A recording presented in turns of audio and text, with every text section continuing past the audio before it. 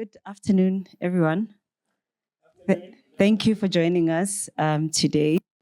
As Jaros have already said, I'm just going to take you through our services. And I think for the purpose of time, I will try and really fly through everything. But please listen attentively so that you can be able to, or write down any question that you have so that you can, save that for Q&A session later. So I don't know if I'm going to be able to see, but I'm going to try and sit down. Today I'm sitting down. The last time I stood up here, I was right here in the corner. So the whole point is to try and be able to see my slides because, this is slightly different today, but it's not a problem. So I think the main question is that what is music publishing? It's the question that everybody always asks about, and there's often a confusion between what music publishing is and what distribution is, and those are two separate services. And music publishing is basically an act of commercially leveraging music of the composers and the authors, and the idea is for them to be able to see value in what they do. So the role of the music publishers is to ensure that the songwriters and the composers and the publishers are being compensated for the works that they control. Next slide. So who do we represent? We do represent the composers, the authors, and the publishers, like I've already mentioned. The composer would be the beat makers or the producers.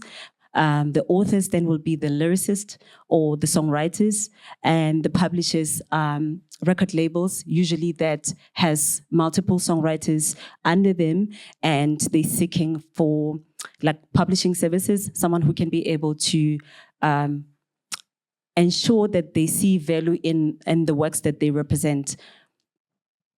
I can't see. Okay, but I think the main four responsibilities of a music publisher is song registration, and the second one is music licensing.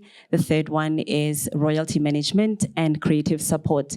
So with song registration, basically, then we get the songs registered with the CMOs, our local CMOs, or another CMO that you may have been already affiliated with by the time you join us, and then so we will basically get the works registered with both CMOs. But I will explain as I go through the slides as to but our local CMOs is SAMRO and Capasso, and SAMRO is a performing rights organization, and Capasso is a mechanical rights organization, and they both represent both rights, like performance, SAMRO, and mechanical, Capasso.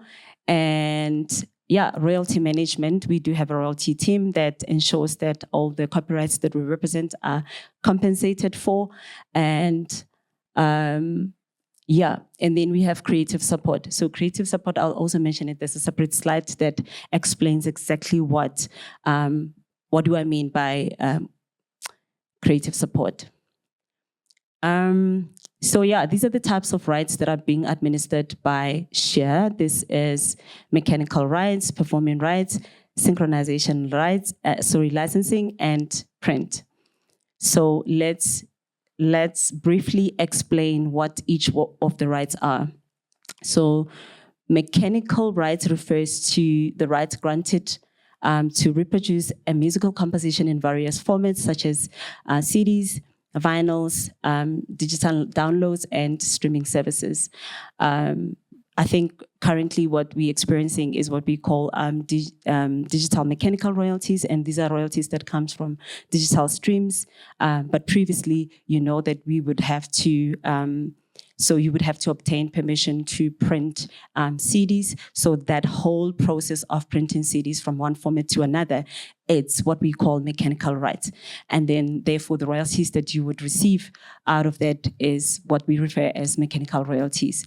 But like I'm saying right now, we call them digital mechanical royalties because technology have since moved on.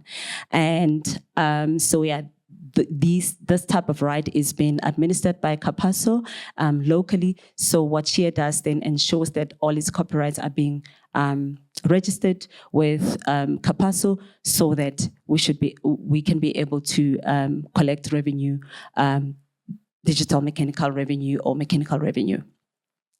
And then here we're talking about performance rights, performance royalties. So performance royalties are owed to songwriters and composers when their music is broadcast on TV and radio or performed publicly.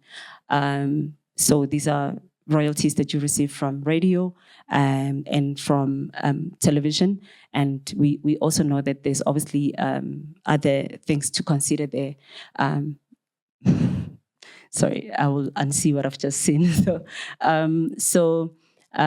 Yes, so the copyrights needs to be registered with the CMOs in order for you to be able to, and again, it's the job of your publisher to ensure that the copyrights are being notified correctly and accurately with the local CMO. And then another revenue that we receive, public revenue that we would receive, is through what we call CCLI revenue. And this is, CCLI stands for Christian Copyright Licensing International. And this is an organization that looks after the copyrights that are being performed in churches publicly, in public places like churches. And these are the songs that perhaps you would perform in like the worship team can take an existing song by Jairus or by Osnabakasi and then perform that song in a church. But and then what CCLI would then report back to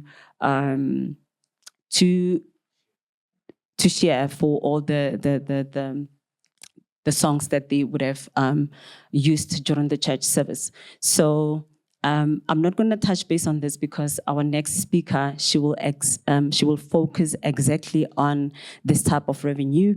I hope that you will listen attentively so that you can understand, because I know that every workshop or every meeting that I do with gospel songwriters, this is the type of revenue they know nothing about.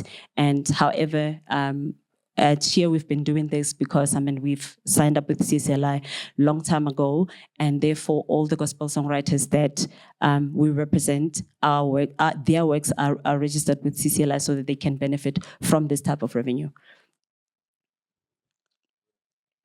Okay, the next one is synchronization license, and this is basically included on this slide because I know that amongst the audience, there might be someone who's doing production, there might be someone who's doing secular music, or even for gospel, because there are gospel songs that are used on television programs like movies, documentaries, and series. So what is synchronization license? Sync license is a license granted by the rights holders of the music when their music is attached to visuals.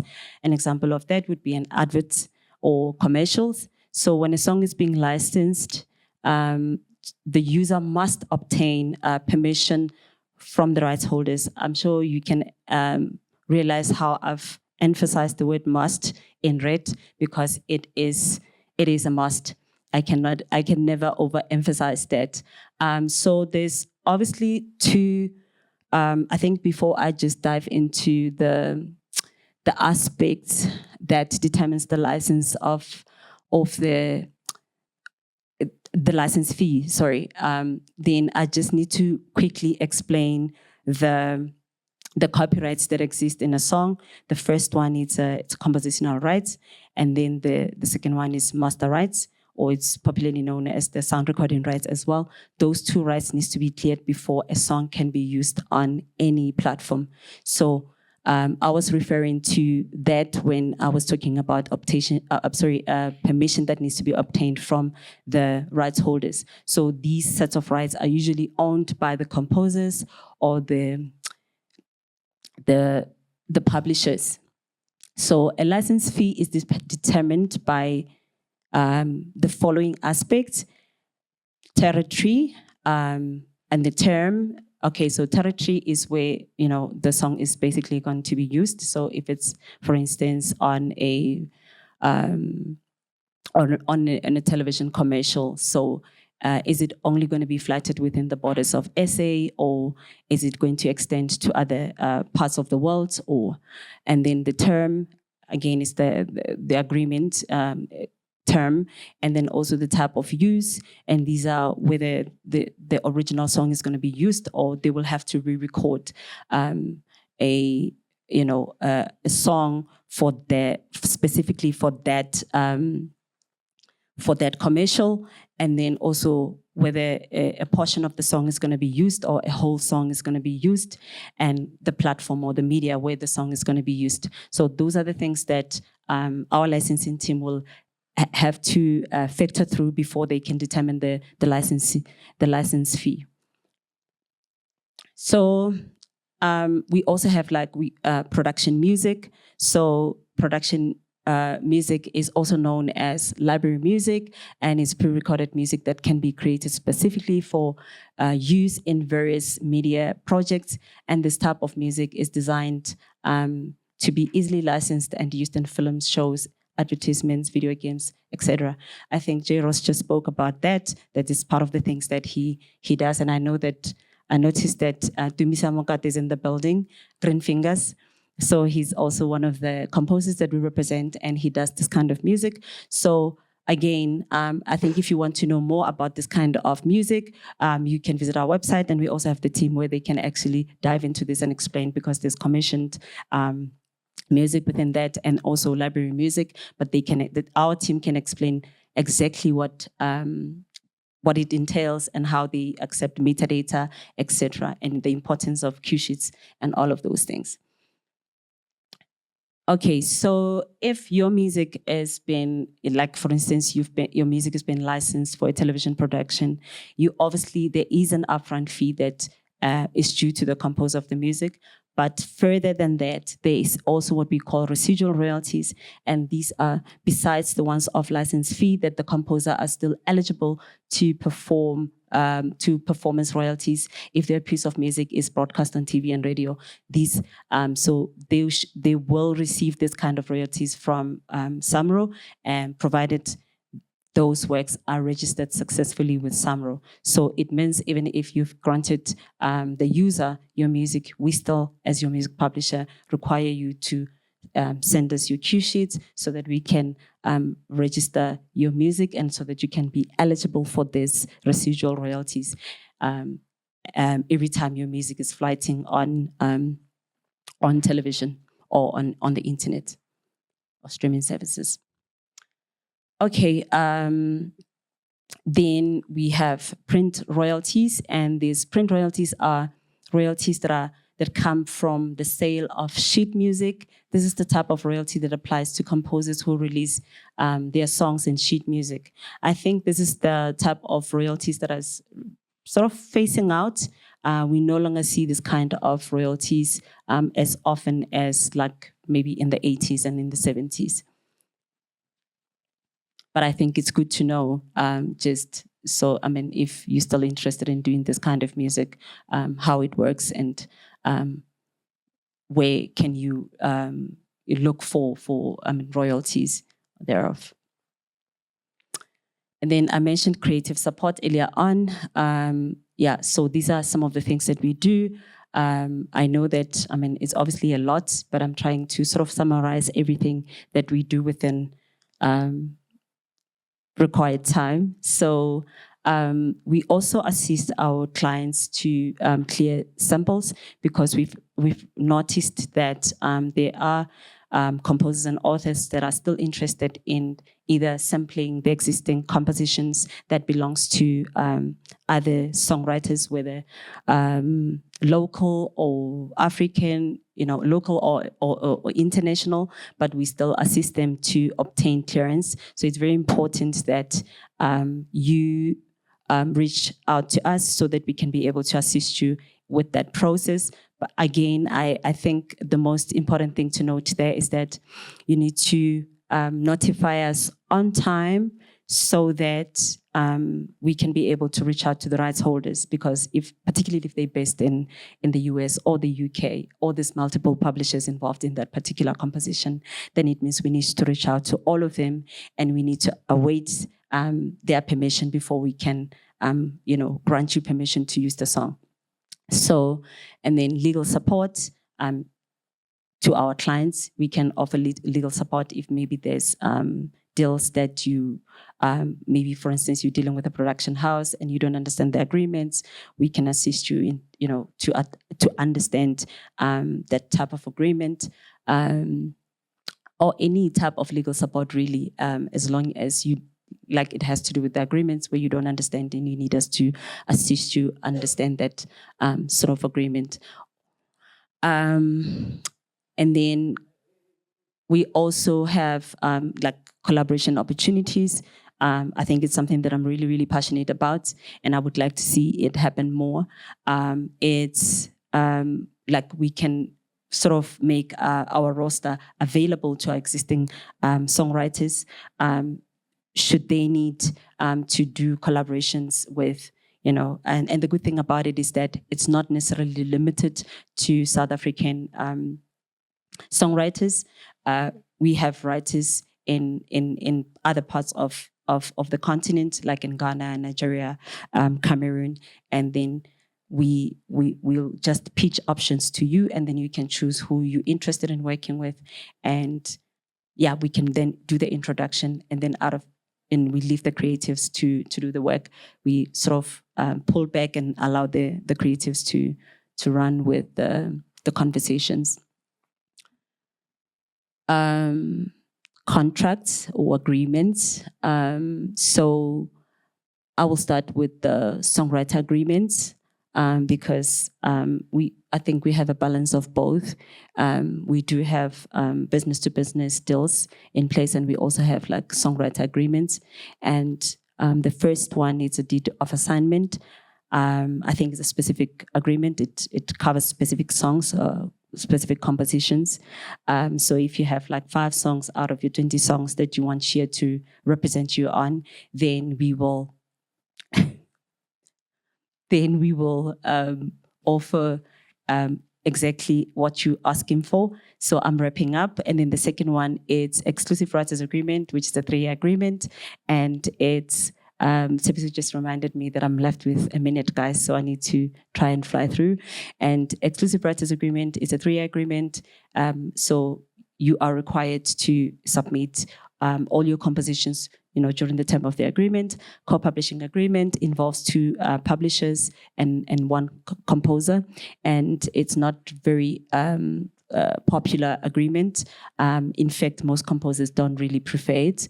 And then I'm going to jump straight to the business to business. So we do have administration agreement. This is record labels that I was referring to earlier on, with multiple songwriters under them, and they're looking for an administration company that can help them administer their copyrights.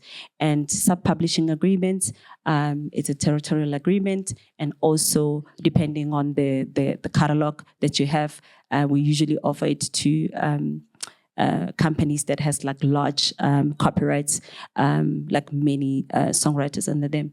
And yeah, I don't know, Michaela, how far am I? Okay, key things to remember.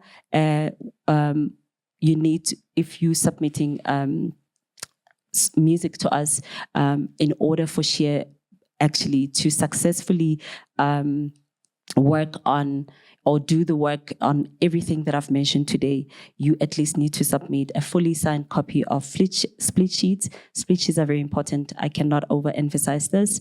And it needs to be signed by all parties involved in a song. And we need audio files, and the audio files will become instrumental to the licensing team, because they cannot pitch music if they don't have the music. And the lyrics, so that we can find opportunities. We can also submit music to lyric tracking companies, and updated composer author profile.